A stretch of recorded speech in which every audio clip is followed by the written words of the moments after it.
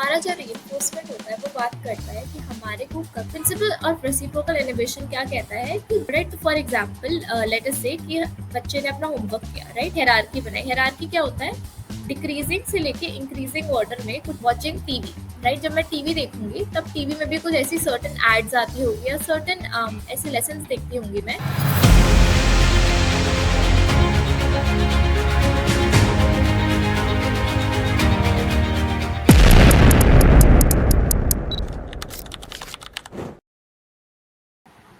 Hello everyone, कैसे हैं आप सब? Welcome back to your class. So my name is Sanya Changrani and in today's session we are going to look at all the behavioral therapy techniques from chapter number 5 which are important for your CVT UG 2026.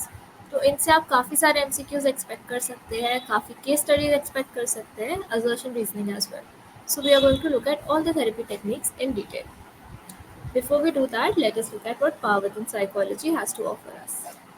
Power Within Psychology 2018 में आया था and it is a leading mentorship and publishing platform for all psychology students. Currently, we have trained more than 10,000 people in the field of psychology. This is our Manosthiti program.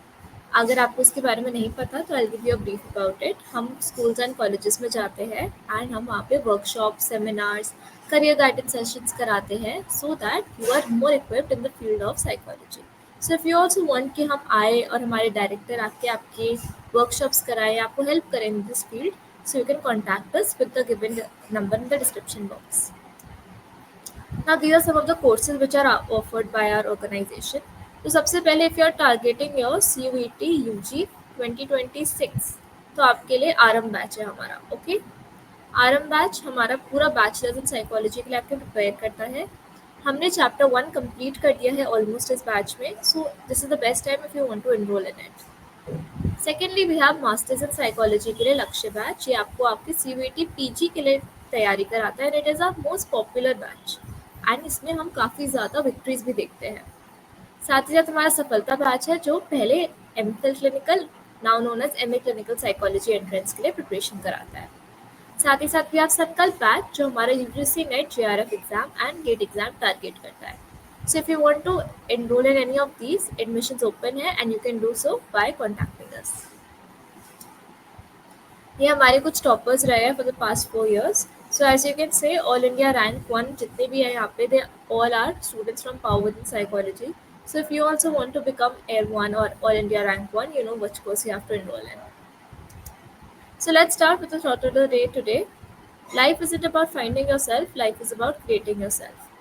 आप अपनी life में जब खुद की values के साथ अपने आप को क्रिएट करोगे, आप अपने आप को जानोगे, तब आप अपनी लाइफ को बहुत ब्यूटीफुल बना पाओगे and you will actually start enjoying life, enjoying every moment of life. Alright, so with this positivity हम आपका सेशन आज शुरू करते हैं. सबसे पहले तो बिहेवियरल थेरेपी होती क्या है, राइट? तो बिहेवियरल थेरेपी इस टाइप ऑफ साइकोथेरेपी जो फोकस करती है बिहेवियर को चेंज करने में. बिहेवियर कैसा हो सकता है? हार्मफुल हो सकता है, अनहेल्दी हो सकता है, हमारे को किसी ना किसी से डैमेज कर रहा होता है, तो उस बिहेवियर को हम चेंज करते हैं. अब आइडिया क्या है इस थेरेपी के बिहाइंड? ये थेरेपी कहती है कि सारे बिहेवियर्स जो होते हैं मैलअडैप्टिव बिहेवियर्स वो लर्नड होते हैं. लर्न मतलब हम उसे सीखते हैं कहीं ना कहीं से. तो अगर हमारे को वो नेगेटिव बिहेवियर को अनलर्न करना है या फिर उस बिहेवियर को नेगेटिव बिहेवियर को रिड्यूस करना है, so what we will do, we will first unlearn them and secondly we will replace them with healthier behavior therapy techniques. all right, so इसके अंदर हम harmful behavior को replace करते हैं with a more suitable behavior. all right, so हम ये कैसे करते हैं? सबसे पहले तो हमारी फर्स्ट थेरेपी टेक्निक आती है ऑपरेंट कंडीशनिंग. ऑपरेंट कंडीशनिंग हमारे किसने दी थी? सबसे पहले तो BF स्किनर ने दी थी. ऑलराइट, ये आपके क्लास 11th में था if you remember. Operant conditioning के 2 पार्ट्स होते हैं. एक होता है पॉजिटिव रीइंफोर्समेंट, एक होता है negative reinforcement. Now what all do these focus on? तो जो हमारा रीइंफोर्समेंट होता है, सबसे पहले तो इसका मतलब क्या होता है? हमारा जो रीइंफोर्समेंट होता है वो बात करता है कि हमारे को कभी कोई बिहेवियर इंक्रीज करना होता है तो हम उसे रीइंफोर्स करते हैं. ऑलराइट, तो फॉर एग्जांपल अगर मुझे बच्चे का होमवर्क करने का बिहेवियर इंक्रीज करना है तो मैं क्या कर सकती हूँ? मे बी अगर बच्चा अपना होमवर्क कंप्लीट कर रहा है तो मैं उसे एक बार कैंडी देख सकती हूँ ताकि नेक्स्ट टाइम से वो अपना होमवर्क हमेशा कंप्लीट करे. सो इसमें क्या हुआ, मैंने इसमें पॉजिटिव रीइंफोर्समेंट करी। कैसे? सबसे पहले तो because I wanted some behaviour to occur, right, I added something pleasant to increase that behaviour. So मैंने यहाँ पे क्या ऐड किया, मैंने यहाँ पे कैंडी ऐड करी सो दैट वो बिहेवियर बार बार इंक्रीज हो। तो Riya gets a candy after finishing her homework, and क्योंकि इसको कैंडी मिलती है, this behaviour will be repeated again and again. Alright, फिर सेकेंडली हमारा आता है नेगेटिव रीइंफोर्समेंट। नेगेटिव रीइंफोर्समेंट इसका एब्सोल्यूट ऑपोजिट होता है। It is when we remove something unpleasant to increase a behaviour. सो अगर आप एक चीज नोटिस करेंगे, reinforcement is done to increase a behaviour only, but positive में हम कुछ डिजायरेबल ऐड कर देते हैं, नेगेटिव में हम कुछ अनप्लेजेंट या अनडिजायरेबल रिमूव कर देते हैं। ऑलराइट, फॉर एग्जाम्पल अगर बहुत तेज बारिश हो रही है तो हमने इंसान को अम्ब्रेला दे दिया, तो इसमें हमने क्या किया, इसमें हमने कौन सा अनडिजायरेबल बिहेवियर रिमूव किया, बारिश होने का, राइट, जिससे इंसान गीला हो रहा था, वो हमने बिहेवियर रिमूव किया। एंड हमने कौन सा बिहेवियर इंक्रीज किया या प्रमोट किया, उसके वेलबींग का behaviour. We did this by adding an umbrella. Alright, another example could be if we take a medicine, alright, for our headache, तो इसमें क्या बिहेवियर रिड्यूस हो रहा है, क्या अनडिजायरेबल स्टिमुलस रिड्यूस हो रही है हेडेक की, क्या बिहेवियर इंक्रीज हो रहा है वेलबींग का। ऑलराइट, आई होप आपको ये दोनों चीज़ें समझ आई हो। In case you have any doubt इसके अंदर और, तो you can ask me in the comment section down below. Alright, साथ ही साथ आप मुझे अपने एग्जाम्पल्स भी बताइएगा। नेक्स्ट आता है हमारा अवर्सिव कंडीशनिंग। ना अवर्सिव कंडीशनिंग क्या कहता है, जब हमारे को कोई अनवांटेड बिहेवियर को रिड्यूस करना है, राइट, हमारे को एक ऐसा बिहेवियर है जो हम चाहते नहीं है कंटिन्यू हो, तो हम क्या करेंगे, हम कुछ अनप्लेजेंट एक्सपीरियंस वहाँ पे ऐड कर देंगे। फॉर एग्जाम्पल अगर आपने कभी इलेक्ट्रोकम्पल्सिव थेरेपी के बारे में सुना है, so what is that, it's an electrical therapy जो अब नहीं दी जाती बट पहले बहुत दी जाती थी, and it was mainly for alcohol. तो people who are addicted to alcohol, right, जो बहुत ही ज़्यादा अल्कोहल कंज्यूम करते थे, उनके साथ क्या होता था, उनको पहले हम एक माइल्ड शॉक देते थे एंड फिर उनको अल्कोहल स्मेल कराते थे। तो इससे क्या होता था, alcohol started being linked to the feeling of mild shock और उनको पेन आता था, इसकी वजह से उन्होंने अल्कोहल पीना रिड्यूस कर दिया या छोड़ दिया। Alright, so when we pair something with an unpleasant experience, हमारे दिमाग को हमेशा वो अनप्लेजेंट एक्सपीरियंस याद आ जाएगा और हम वो बिहेवियर को रिड्यूस कर देंगे। ऑलराइट, एक और एग्जांपल है यहाँ पे कि एक बच्चा है जो बहुत ज़्यादा अपने नेल्स बाइट करता है, राइट, तो हमने क्या किया, उसके नेल्स पे भी हमने अप्लाई कर दिया एक बिटर नेल पॉलिश। तो अब when ever he bytes the nails, उसको क्या टेस्ट आएगा, अनप्लेजेंट टेस्ट आएगा, तो इसकी वजह से वो बाइटिंग को रिड्यूस कर देगा। एंड ग्रेजुअली जब ये बार बार रिपीट करेंगे हम ये प्रोसीजर, तो हमेशा वो अपने नेल्स को बाइट नहीं करेगा। So that is how we reduce some kind of behaviour by adding an unpleasant experience. Alright, I hope this was also clear. This is a CVT UG batch का आरम batch which I was telling you about earlier. So इसके अंदर let us look at all the benefits that you will be offered. सबसे पहले तो हमारी live classes होंगी जो हमारी टॉप फैकल्टीज लेंगी and they will be there to guide you on every step. Secondly हम आपको अपना डिजिटल मटेरियल देंगे, this will be available in the form of PDF, and साथ ही साथ हम आपको एक बुक भी प्रोवाइड करेंगे। थर्डली हम आपको मोस्ट इम्पॉर्टेंटली एक मॉक टेस्ट सीरीज देंगे जिसके अंदर हमारे सारे previous year questions from 2022 to 2025, साथ ही साथ हमारे जितने भी प्रैक्टिस पेपर्स होते हैं, everything will be given to you.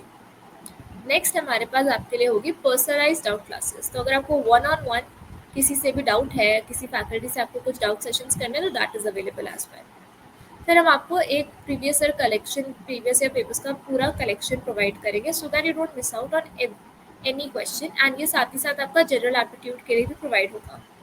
Last but not the least, हम आपको एक एडिशनल बेनिफिट दे रहे हैं कि अगर आपके एग्जाम में कहीं पे भी एक राउंड 2 है या फिर एक इंटरव्यू राउंड है, then we will help you prepare for that as well. So all this complete preparation is available in the batch. You can enroll in it by contacting us in the DMs down below, or you can contact us on the number given below. Alright, then हमारा next technique आता है token economy का। Token economy क्या कहती है कि अगर हमारे को कोई बिहेवियर को इंक्रीज करना है, राइट, तो हम क्या करेंगे, हम इंसान को या बच्चे को एक टोकन दे देंगे, एंड फिर वो टोकन जब वो कलेक्ट कर लेगा तो ही और she can exchange it for a reward. Alright, तो फॉर एग्जाम्पल लेट अस से कि बच्चे ने अपना होमवर्क किया, राइट, तो आपने उसको एक स्माइली का स्टिकर दे दिया, so that was the token. यहाँ पे लेटर आपने उसको बोला कि अगर आप 5 स्माइल के स्टिकर्स अर्न कर लेते हो तो आप उसको एक्सचेंज कर सकते हो and you can order a pizza from that, or you can get a toy from us, or anything like that. So what happens, बच्चे ने कंटिन्यूसली अपना होमवर्क किया सो दैट उसको 5 स्माइली मिल जाए, एंड उसके बाद उसको गिफ्ट मिलेगा. सो इससे क्या हो रहा है, इससे हम इंक्रीज कर रहे हैं जो हमारे को बिहेवियर, डिजायरेबल बिहेवियर चाहिए. So this is a very popular technique and it is used with children a lot, and it's a very good technique because इससे हमें actually change देखने को मिलता है. Alright. फिर हमारा नेक्स्ट आता है differential reinforcement. Now differential reinforcement क्या होता है? रीइंफोर्समेंट क्या होता है? Firstly reinforcement is done when we want to increase behaviour, increase desirable behaviour, right. अब इसके अंदर क्या होता है, इसके अंदर हम दो टाइप के रीइंफोर्समेंट यूज करते हैं. जो हमें डिजायर्ड बिहेवियर को इंक्रीज करना होता है तो उसके लिए तो हम उनको रिवॉर्ड दे देते हैं, तो ये क्या हो गया यहाँ पे, पॉजिटिव रीइंफोर्समेंट हो गया. पर जो हमारे को बिहेवियर को रिड्यूस करना होता है, जैसे अनडिजायर्ड बिहेवियर को, what you want to do, you want to reduce the undesired behaviour, तो उसके लिए हम क्या करते हैं, हम स्टिमुलस को इग्नोर कर देते हैं या फिर उसको रिवॉर्ड नहीं देते हैं. फॉर एग्जाम्पल, एक बच्चा है जो बहुत ज़्यादा टैंट्रम शो कर रहा है, तो क्या करेगा पेरेंट, उसके टैंट्रम्स को वो इग्नोर कर देगा. तो उसने यहाँ पे क्या किया, अनडिजायर्ड बिहेवियर को रिड्यूस करने के लिए, टैंट्रम के बिहेवियर को रिड्यूस करने के लिए पेरेंट्स ने इग्नोर कर दिया वो बिहेवियर, और फिर उन्होंने बोला कि अगर आप चुप हो जाओगे, अगर आप टैंट्रम नहीं करोगे तो हम आपको कैंडी दिला देंगे. तो इससे क्या हुआ, जैसे ही बच्चा काम हुआ उसकी रिक्वेस्ट एक्सेप्ट हो गई एंड यहाँ पे कामनेस का बिहेवियर इंक्रीज हो गया, right, by giving a reward which was candy. So this is how it happens differential reinforcement में. दो चीजें होती है, desired behaviour will be strengthened by giving a reward and undesired behaviour will be reduced by ignoring और not rewarding them. Alright. So you can also show some examples. अगर आपके पास कोई और अच्छे बेटर एग्जाम्पल्स है तो प्लीज कॉमेंट देम. ऑलराइट. फिर हमारा लास्ट आता है बहुत इंपॉर्टेंटली सिस्टमैटिक डिसेंसिटाइजेशन. इस पे आपको 110% काफ़ी क्वेश्चंस देखने को मिल सकते हैं. तो सबसे पहले हमारा सिस्टमैटिक डिसेंसिटाइजेशन किसने दिया था, जोसेफ वोल्फ ने दिया था. You can look at the image also in the slide. And ये सिस्टमैटिक डिसेंसिटाइजेशन किस टाइप का बिहेवियर टेक्निक होता है, it is done to treat phobias and irrational fears. Phobia क्या होता है? Firstly, phobias are irrational fear of something. For example, कुछ लोगों को डॉग्स का फोबिया होता है, like they are very scared of dogs, they won't go near a dog. Some people are scared of the water, उनको phobia होता है पानी का, राइट. कुछ लोगों को फोबिया होता है क्राउड का. So there are lot of different phobias, they are irrational fears, they are not explained by rational reasons but it happens. Alright. So अगर हमें किसी फोबिया को टैकल करना है तो हम क्या करेंगे, हम सिस्टमैटिक डिसेंसिटाइजेशन करेंगे. And how does this work is, इसके अंदर ना इंसान को एक्सपोज किया जाता है towards the feared object in a hierarchy. Step by step उसको हम सबसे फियर्ड ऑब्जेक्ट के थ्रू लेके जाते हैं, उसको रिलैक्सेशन टेक्निक सिखाते हैं, एंड देन फिर हम ग्रेजुअली फियर रिस्पॉन्स को एक रिलैक्सेशन रिस्पॉन्स के साथ पेयर अप कर देते हैं. Now let us discuss exactly ये कैसे होता है. स्टेप्स क्या रहेंगे, सबसे पहले तो हम असेसमेंट और हायरार्की बिल्ड करेंगे. आप थेरेपिस्ट के पास गए, क्लाइंट थेरेपिस्ट के पास गया और थेरेपिस्ट ने पूछा बताओ आपको किस चीज़ों से डर लगता है, व्हाट इज़ योर फोबिया.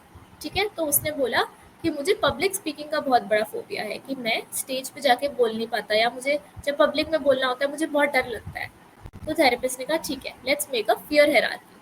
ठीक है, फियर हायरार्की क्या होगा, they will rank situations from least scary to the most scary. For example, उन्होंने एक हायरार्की बनाई. हायरार्की क्या होता है, डिक्रीजिंग से लेके इंक्रीजिंग ऑर्डर में कुछ चीज़ बनाना, राइट. तो अगर मैं पब्लिक स्पीकिंग की यहाँ पे बात कर रही हूँ तो स्टेप 1 होगा कि थेरेपिस्ट बोलेगा अच्छा इमेजिन करो कि आप एक स्टेज पे खड़े हुए हो, राइट. तो वो उसने इमेजिन किया तो इंसान को थोड़ी सी एंजाइटी हुई. ठीक है, फिर उन्होंने वो बोलेगा अच्छा ठीक है, अब इमेजिन करो आप मिरर के सामने आपको जाके सेम शॉर्ट स्पीच बोलनी है. फिर वो बोलेगा इमेजिन करो कि आप अपने 4-5 क्लासमेट्स के सामने वो चीज़ बोल रहे हो. धीरे धीरे करके इमेजिन करा करा के जब 4th स्टेप आएगा तब इंसान रेडी हो जाएगा प्रेजेंटेशन देने के लिए in front of the whole class. Alright, because that is the most anxietic phase. So जब हमने ये इमेजिनेशन की पूरी थ्योरी बनाई उसके बाद हम इंसान क्लाइंट को सिखाएंगे रिलैक्सेशन ट्रेनिंग. रिलैक्सेशन ट्रेनिंग क्या होता है, जब हम इंसान को रिलैक्स कराते हैं while we are having all these hierarchical anxiety situations. For example, सबसे पहले हम उनको डीप ब्रीदिंग सिखाएंगे. So when we are imagining them, कि आप इमेजिन करो अगर किसी को स्पाइडर्स का फियर है, ऑलराइट, तो क्या बोलेगा, थेरेपिस्ट बोलेगा आप इमेजिन करो कि आप एक स्पाइडर को देख रहे हो. फिर इंसान को, जब क्लाइंट को एंजाइटी होगी तो वो डीप ब्रीथ करेगा. फिर सेकेंडली आपको आता है progressive muscle relaxation. Progressive muscle relaxation क्या होता है?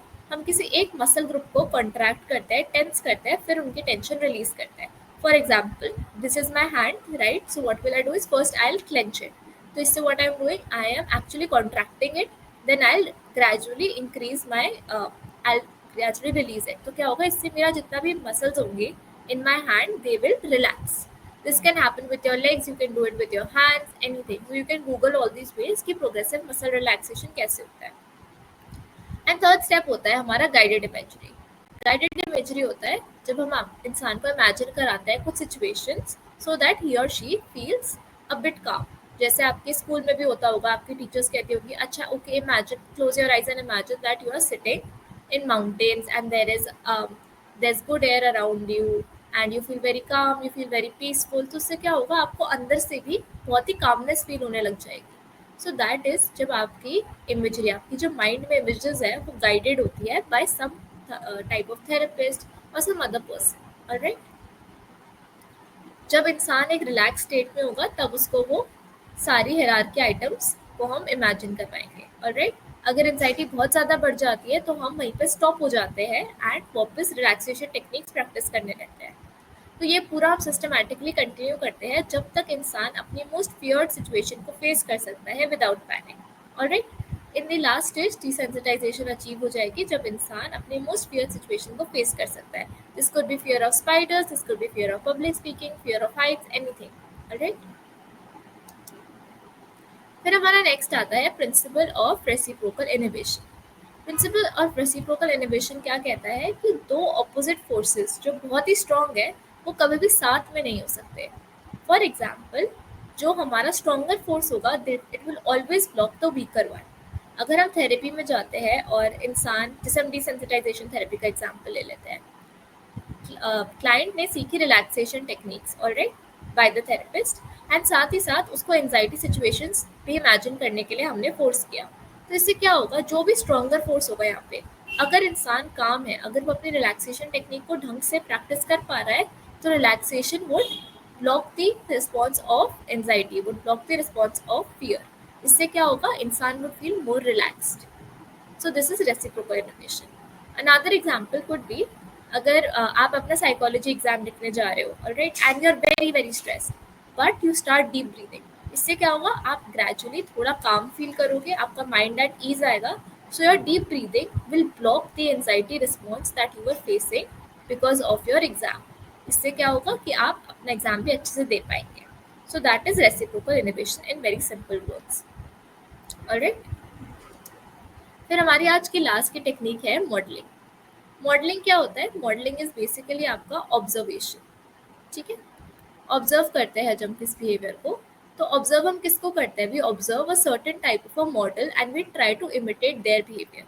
फॉर एग्जाम्पल, अगर आप अपनी मदर को मानते हो कि आपकी मदर ने काफ़ी अच्छी चीज़ें करी है and you think she is a very strong women, right? She has a lot of values that you admire. So what will your mother be? She will be a role model for you and you would like to be like her. So your mother here serves as a model and you try to copy the same behavior that she shows. Alright, so that is modeling.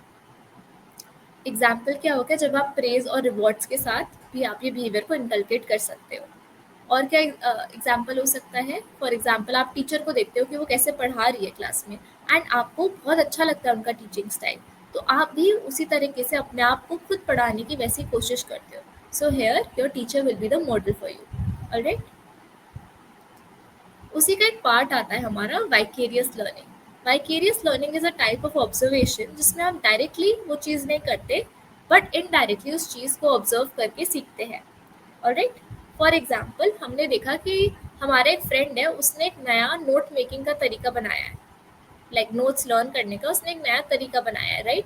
तो हमने वो exactly copy नहीं किया but हमने उसको observe किया काफ़ी लंबे टाइम तक एंड उसको ऑब्जर्व करके हमने वो चीज़ सीख ली, राइट?